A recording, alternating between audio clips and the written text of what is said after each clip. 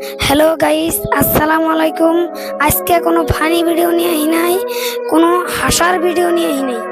আজকে একদম পুরো দরকারি ভিডিও নিয়েছি একটা। আজকে এই ভিডিওটা সবাই দেখবেন, ক্যামেরা টান দিবেন না, আপনারা সবাই ফুল ভিডিওটা দেখবেন।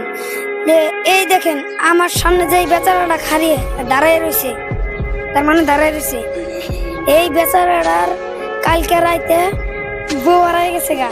এই বেচারাটা মেলা কষ্টে রয়েছে। এই বেচারাটার বউ হারাই গেছে গা। ঠান্ডার 6টা মাস গেল, এই বেচারাটা খুব কষ্টে আছে।